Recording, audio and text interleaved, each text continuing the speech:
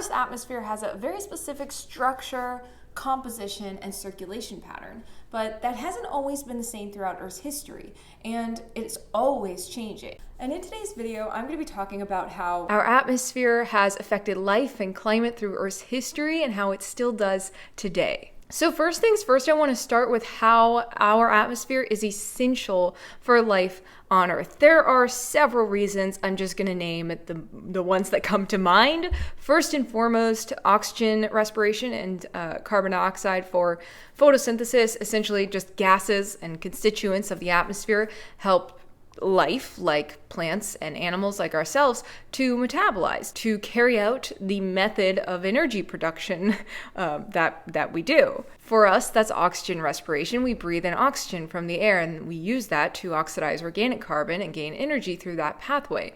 Plants take up carbon dioxide for photosynthesis. They also respire oxygen. So all of these constituents in the atmosphere are really essential for life that's currently living on Earth. The atmosphere also regulates temperature through the greenhouse effect, and we'll talk more about that as we get into the video. It prevents temperature extremes between day and night. It protects from DNA damaging UV radiation. Yeah, there's some UV radiation that gets through the atmosphere and to Earth's surface, and that's what we wear sunscreen for, and that protects us from sunburns. But a lot of UV radiation is stopped by the ozone layer, which is why the ozone is so important, because a lot of that UV radiation in those different wavelength ranges are really dangerous. The atmosphere also allows the water cycle. If there wasn't an atmosphere to hold constituents like water vapor, it'd be really hard to have rain, evaporation, or any atmospheric interaction with the water cycle whatsoever, and thus also really hard to have any surface water whatsoever. And it also enables the transmission of sound, which helps, obviously, life communicate, which is super cool. So before I jump into the atmosphere and what it's made of and how that affects everything else on Earth, let's just talk about how the atmosphere formed first. And to talk about this, let's start with how Earth formed, just briefly. So essentially, early in the solar system's history, there was a previous sun or star that was there before our sun, and that basically collapsed because its mass got too much and it collapsed in on itself, created what's called a supernova, and that created this dust of spinning material in space called a solar nebula, which eventually led to the accretion of the planets around our newly forming sun in the center, and essentially the inner planets, because they were in higher temperature range nearer to the sun, they accreted with heavier, less volatile materials. That's why they're rocky, whereas the outer planets were very heavily volatile rich, because all the volatile components in the solar nebula went to the outer part of the solar system because of the temperature gradient due to the sun forming in the center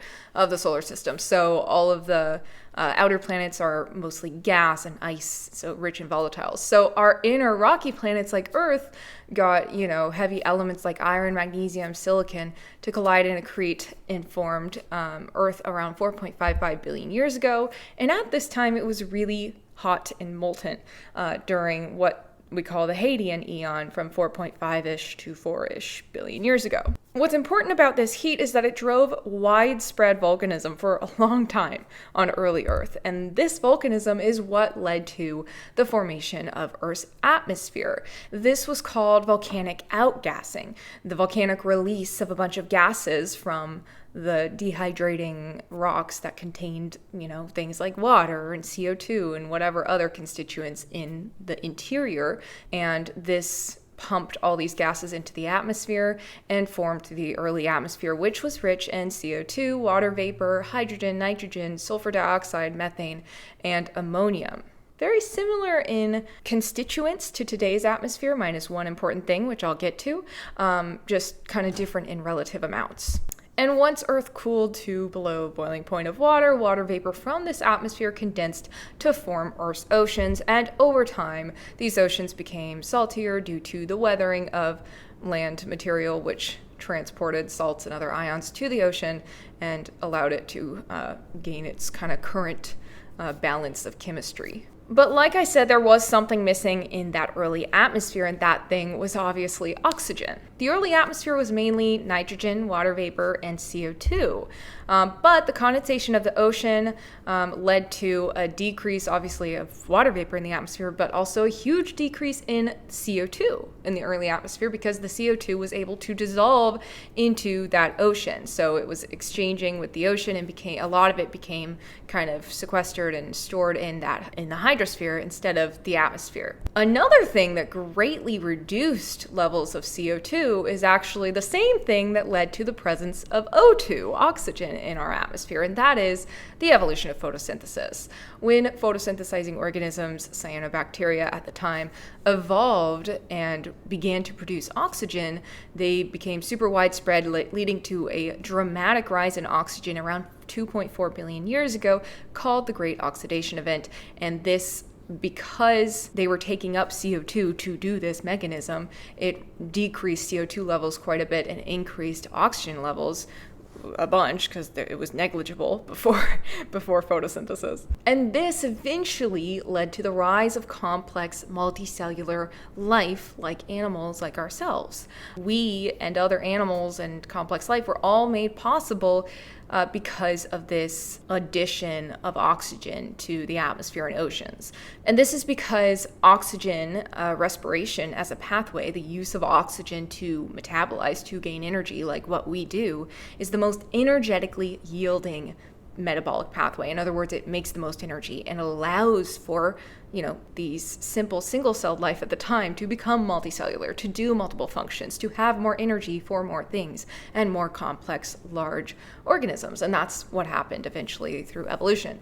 And I talk a lot more about this and why oxygen is so important for producing more energy in my How Life Got Huge video, so I'll link that to the top right if you're interested. But essentially that's how Earth formed, and that was how it switched kind of from its early atmosphere to its more oxidized atmosphere later on. And now I'm going to go through briefly and talk about the atmosphere's structure, its layers, its circulation, and then how these things are affecting modern Earth systems and climate and environmental systems.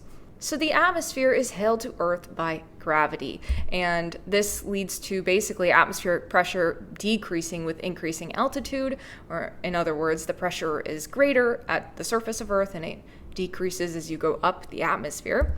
And this is why we say the atmosphere at high elevation is thinner, or it's also why we can boil water at lower temperatures when we're at high altitude, because the boiling point changes with changes in pressure. And going up the atmosphere, because of these pressure differences and temperature differences, which I'll talk about in a second, we have kind of gone through and determined where major changes are to atmospheric conditions and basically put boundaries there and called them different atmospheric layers. These layers of the atmosphere include the troposphere right at the surface, then the stratosphere above that, the mesosphere, the thermosphere, and then the exosphere, which is kind of like maybe sometimes considered atmosphere, sometimes considered space. That's very thin in terms of atmospheric pressure, and it's kind of, it's not a straight line or straight break. Like, it's very much a gradual atmosphere to space transition, to my understanding.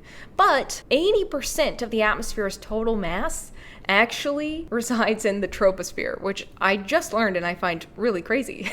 Certain atmospheric constituents like ozone, aerosols, and clouds reflect solar radiation. So much of that sunlight that reaches Earth, or at least Earth's atmosphere, doesn't actually reach the surface all the way. And even the sunlight that does reach the surface, not all of that gets absorbed by Earth's surfaces. This is because different surfaces on Earth, like ice versus water, absorb and reflect solar radiation very differently. Ice, for example, reflects a ton more solar radiation because it's a light white surface than water or land, which absorb a lot more solar radiation. And this is called albedo. In other words, surface reflectivity. Ice and snow have very high surface reflectivity, thus very high albedo, which is typically shown as a percentage of solar radiation that's reflected, whereas oceans and land have very low albedos, so a very low percentage of solar radiation that reaches those surfaces gets reflected. Earth's global albedo, like averaged across the globe currently, is about 30%. In other words, it reflects about 30% of the solar radiation that reaches its surface. But this has not stayed at 30% throughout Earth's history. This has changed wildly throughout changes in Earth and its land masses. For example, before land plants evolved and it was just rocky surfaces, the albedo of Earth was very different. Or when major glaciation events spread ice to an extent that was much greater than previous periods, that greatly increased albedo. Or when all that ice melts during greenhouse periods, that greatly decreases the albedo. So Earth's albedo has changed massively through time. And sometimes this isn't just due to Earth's surface. Sometimes this can be due to things in the atmosphere, like ozone. The presence of ozone was not always in Earth's atmosphere. Ozone only came along after oxygen began to build up in appreciable amounts once photosynthesis had evolved. So before that, a ton more UV radiation was reaching Earth's surface and getting absorbed. Likewise, after volcanic or impact events, a lot of ash and dust can be thrown up into the atmosphere, blocking sunlight, increasing Earth's overall albedo.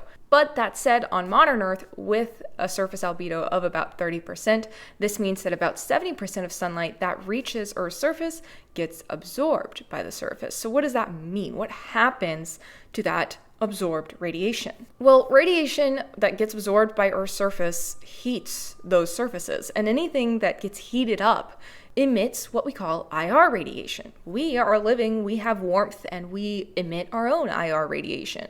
And that's why we can use thermal cameras to see, oh, we're red, and the surrounding areas are blue because they're colder than us.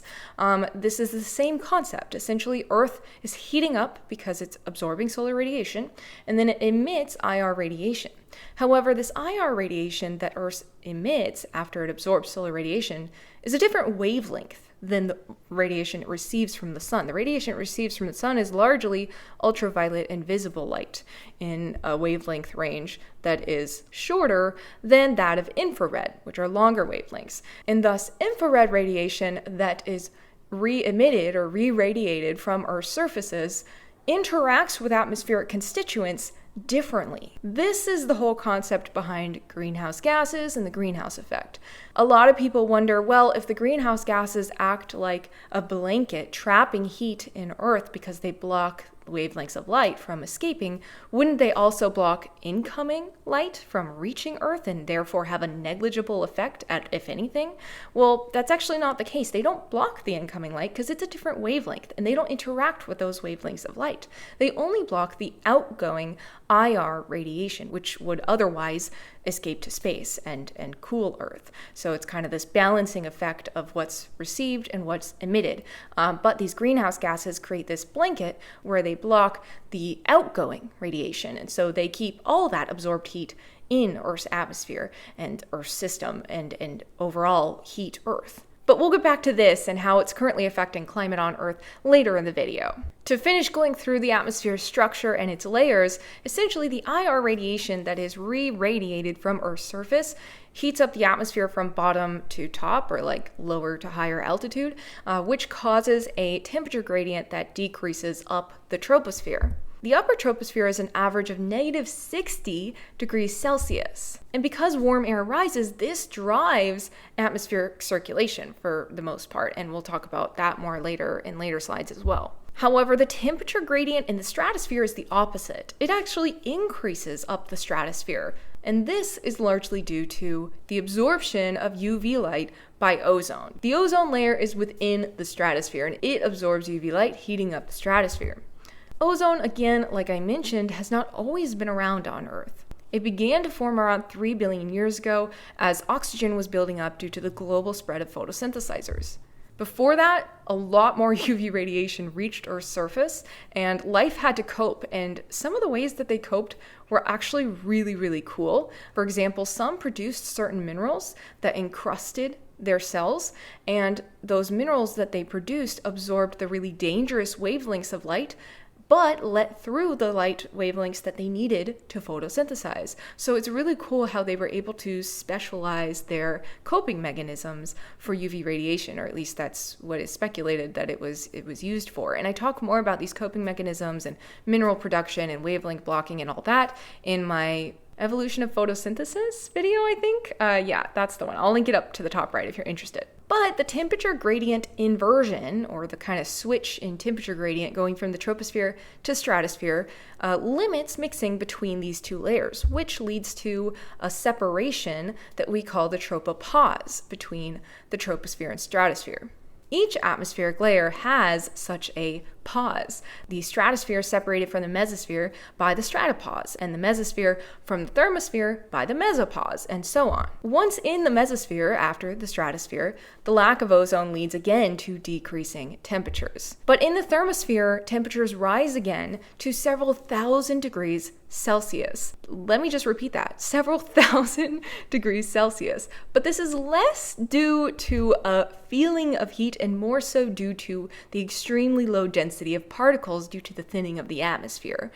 In other words, we have to remember what the meaning of heat is and kind of what it does to air molecules. Essentially, the hotter the air, the more spread out the air molecules, and the colder, the denser they are. And this is actually what drives circulation when we come back to our discussion about circulation in the troposphere. Remember that warm air rises, and this is because it's less dense. Its molecules are less densely packed, and so it rises. And because sunlight hits Earth at different angles, it causes a temperature gradient from equator to poles, which leads to circulation, where warm air at the equator rises and circulates toward the poles and leads to atmospheric circulation cells. The one at or closest to the equator is called the Hadley cell, where warm air rises at the equator and is replaced by cool air at the tropics. And then at the poles, we have the polar cells, where the air gets so cold it sinks and then circulates outward, kind of the equal and opposite process to the equator. And in between, we have the Ferrel cells, which are mid-latitude atmospheric circulation cells that purely result from the presence of the other two cells that surround them, which is why these ones move in the opposite direction. They're just being driven by the other two cells. But in reality, these atmospheric circulation cells do not just move north-south. They actually also move east-west. Why? Because Earth is spinning. Without Earth's rotation, the circulation wouldn't even be broken up into 3 separate cells going from equator to pole. It would actually just go completely from the equator to the pole because there's nothing breaking up those cells, causing them to kind of drag with Earth's rotation. In other words, this is called the Coriolis effect. So that is how Earth's atmosphere is structured and how it circulates. But let's talk a little bit about atmospheric composition and how that's playing a role in affecting other Earth systems today. Well, currently Earth's atmosphere is made up of about 78% nitrogen, 21% oxygen, and about 1% other stuff. And much of that other stuff is greenhouse gases like CO2, nitrous oxide, methane, and water vapor. Again, like I mentioned earlier, these gases trap the outgoing IR radiation, which means that an increase in these gases in the atmosphere leads to a larger blocking of outgoing radiation effect, and thus a warming of Earth. But some gases last longer in the atmosphere than others, which can greatly affect their effect on other systems and climate as a whole. This concept of how long they last in the atmosphere is called residence time. Gases with a long residence time, in other words, they last a long time in the atmosphere, are really evenly distributed, whereas those with short residence times are obviously much more spatially and temporally variable. Atmospheric CO2, for example, has a residence time of about 3 to 10 years, with a relatively low concentration of about 400 ppm. This leads to minor seasonal and latitudinal variation. Whereas oxygen is present at way higher concentrations, about 210,000 ppm, with a residence time that's way longer, about 4,000 years, resulting in negligible variation. Meaning, if you went to one part of the globe and took the atmosphere's composition and concentration of oxygen, you'd get roughly the same thing as if you went to the whole other side of the globe or up in latitude or down in latitude and did the same thing again, because it really doesn't vary and it's really well distributed across the globe. This is one reason that changes in the concentration of atmospheric CO2 have a greater impact on Earth systems and climate than oxygen concentration variations. For example, increasing CO2 concentrations by 400 ppm would double CO2 in the atmosphere, leading to a much larger effect than if we increased O2 concentrations by the same amount, which would be essentially still 21% oxygen. The other reason that CO2 has a much larger effect, specifically on climate, than oxygen is because of its role as a greenhouse gas. However, I do want to put a disclaimer on this residence time estimate of about 3 to 10 years, because you might be wondering, why are we worried about releasing so much CO2 if it only stays in the atmosphere 3 to 10 years? Can't we just wait 3 to 10 years and it would all be gone? Not at all. This is where the residence time gets a little bit more complicated than just staying in the atmosphere and being removed. Unfortunately, this residence time estimate only represents the time it takes atmospheric carbon dioxide to be taken up by, say, photosynthesis or exchange with oceans in the hydrosphere. So this is short-term rather than long-term removal. What do we mean by this? Well, the rate and the amount of carbon cycling through different reservoirs on Earth is not equal. Reservoirs, again, are things like the atmosphere, biosphere, hydrosphere, and geosphere. Atmospheric carbon gets relatively quickly taken up by plants, the biosphere, or oceans, the hydrosphere. But most of that is re-released pretty quickly to the atmosphere by decomposition and converting that organic carbon back to CO2. Only less than 1%, and this number varies, but a very small percentage of that carbon that is taken up by plants or other, marine algae or whatever it might be, actually gets buried and preserved in rocks or the geosphere. So that means that organic carbon deposits or carbon deposits in general, like fossil fuels, for example, take millions of years to form. And because we are converting fossil fuels to atmospheric carbon, that carbon will continue cycling through the atmosphere for millions of years before it is long-term removed and stored in the geosphere. In other words, this 3 to 10 year residence time estimate refers to a relatively short-term carbon cycle within the longer-term geospheric carbon cycle, where carbon in the atmosphere is cycled pretty quickly through the atmosphere, hydrosphere, biosphere, hydrosphere, atmosphere, and then every now and then a little bit of that breaks off and goes into the geosphere, and that builds up over time. But this quick cycle still cycles it back to the atmosphere very quickly. So it's still in this surface, quick cycling system for millions of years before it goes back to the geosphere. Because the current increase in carbon that's happening in the atmosphere is not from the hydrosphere or the biosphere, it's from the geosphere. So getting that cycle back into balance requires it going back to the geosphere. So essentially, the carbon being released today from the geosphere has a residence time in this relatively quick cycle system of thousands to millions of years before it can go back to the geosphere. I know it's kind of a complicated concept because the reservoirs and the cycling of carbon through them are not equal in terms of time or amount, so I hope that made a little bit of sense. But anyway, moving on now to water. Water vapor is also a greenhouse gas, but unlike carbon dioxide, its residence time is incredibly short. It is about 9 days. Thus, water vapor concentrations throughout the atmosphere vary drastically through time and space. For example, like I mentioned in my recent update video, I'm currently now in South Carolina, which has a heck of a lot more water vapor in the atmosphere than where I just came from, El Paso. And this is one reason why CO2 as a greenhouse gas is a bit more concerning and more of a focus than water vapor as a greenhouse gas in the atmosphere, because due to water vapor's super short residence time, it drastically varies. So it's kind of difficult to get a sense of its absolute concentration and increase in concentrations. And a couple other reasons include, well, one, we have not directly increased water vapor concentrations in the atmosphere like we're directly adding carbon. So it's not like we could stop adding water vapor or sequester it in any way. We're not even releasing it, And the third reason is that water vapor doesn't just warm. It's not just a greenhouse gas like carbon dioxide is. It actually also causes a cooling feedback, because when water vapor forms clouds, it obviously increases Earth's albedo. It increases the amount of solar radiation reflected by Earth's surface, or in this case, cloud surfaces. We can see that here on this chart of cooling or decreasing temperature effects that we've had versus warming effects. But obviously on this chart, the warming effect is quite overwhelming and does outweigh by quite a bit the cooling effects that we've had. Due to this effect, climate models predict that over the next 50 to 100 years, depending on how much CO2, nitrous oxide, and methane, these greenhouse gases, continue to get released from burning fossil fuels, Earth's temperature will rise anywhere from 2 to 7 degrees Celsius. Again, this is just such a wide variation in possibilities because we don't know what humans will do.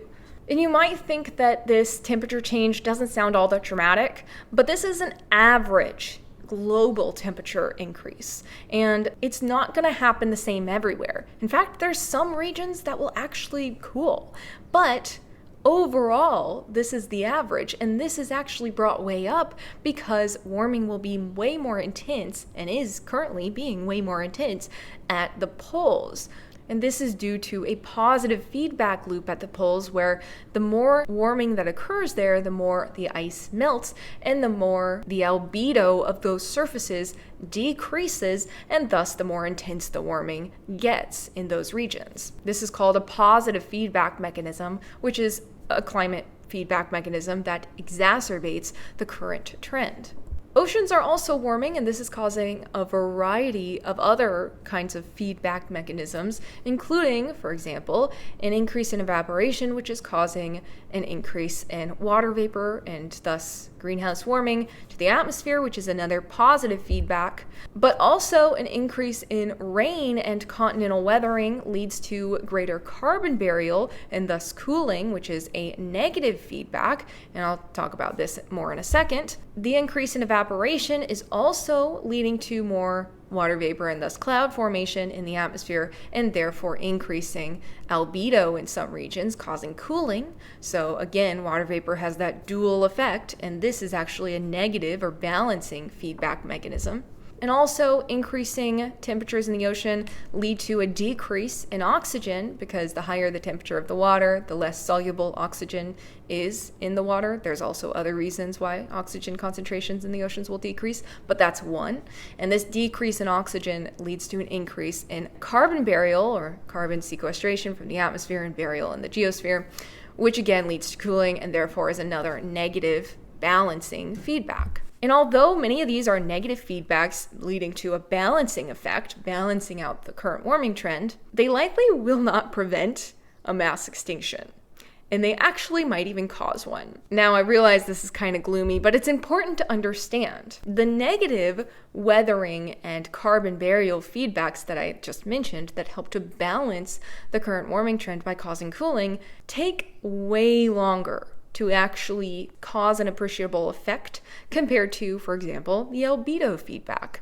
The albedo feedback of ice melting and decreasing our surface albedo happens obviously immediately, and it is happening at a very rapid rate compared to the geologically long timescales that rock formation takes. Thus, rapid and intense warming will continue for millions of years before a really appreciable amount of natural carbon burial will lead to a balancing cooling effect. And this rapid and intense warming spike is currently causing the sixth mass extinction. And it's not even like these negative feedbacks immediately end any harm and extinctions. They actually sometimes exacerbate it, at least based on what we've seen in Earth's history. For example, when we've had periods of intense warming, they're often followed by these negative feedback, intense and rapid carbon burial events, which, in the long term cause cooling. But in the time that they're, rapidly burying carbon, they cause major, what we call ocean anoxia, or a lack of oxygen in the oceans, which obviously kills marine animals and a lot of marine life, because Marine animals are just like terrestrial ones, and they need oxygen to live. And so this lack of oxygen just exacerbates mass extinction events that have happened due to warming events in Earth's past, and likely will also exacerbate the current one. But I talk about why ocean anoxia results from rapid carbon burial and ways in which we can kind of get the best of both worlds and aim to increase carbon burial while also preventing ocean anoxia in my ocean fertilization video. So I'll link that to the top right if you're interested in learning about that. But to wrap this video up, does all of this information from this video mean that atmospheric carbon is bad? Absolutely not. It is necessary for all life on Earth and for climate regulation. Obviously, life requires carbon for building everything in organic materials, and photosynthesis using atmospheric carbon converts carbon into forms that can be used by other life like ourselves. Atmospheric carbon is sometimes presumed to be bad, especially when people say carbon dioxide. A lot of people have this misconception of what that means, but it's actually really essential and good. It's only bad or causes harmful effects to life on Earth when it gets out of control. In either direction, mind you. Runaway greenhouse effects or rapid increasing of carbon dioxide concentrations, or runaway icehouse effects, rapidly decreasing atmospheric carbon dioxide concentrations, can be equally harmful. In fact, in Earth's past, atmospheric carbon concentrations have been much higher and life thrived. A lot of people wonder, well, if in the past it's been hotter and with higher carbon concentrations in the atmosphere and life was doing great, why are we so worried about the current warming and increase in carbon levels? Well, gradual increases and decreases alike are not bad. In fact, gradual increases in atmospheric carbon concentrations and temperatures on Earth in the past have caused major increases in biodiversification. I talk about this in my Ordovician biodiversification event video, which I will link up to the top right if I have any more cards left to link.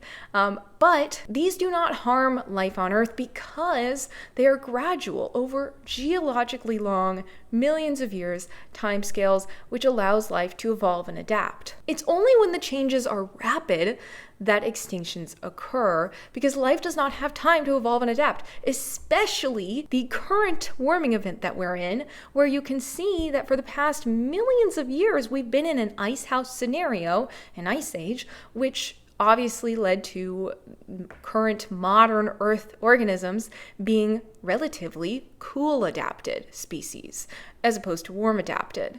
And this means that a rapid warming, especially on the timescales that it is currently occurring, can be incredibly harmful because life does not have time to evolve and adapt. And this graph is even misleading because if you look over here in the hothouse or warmhouse time, we're looking at, millions of years on the time scale. But the time scale shown in this projection of temperature rise as we go forward in time has been spread out to just a time scale of years instead of millions of years. This means that if we plotted this increase or projection increase on the actual millions of years time scale, it would just be a straight ass line, straight vertical, and you wouldn't even see a diagonal, gradual increase because it's so freaking rapid. So I think a lot of people think that the magnitude is the problem. It's not the magnitude, it is partially, but it is more so about the rate of warming and CO2 increase that is dangerous. So anyway, I hope you guys enjoyed learning a little bit about how our atmosphere works and affects other systems on Earth.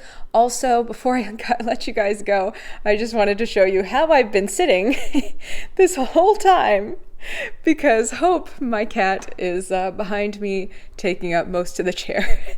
So I am on the very edge and yeah, she doesn't care.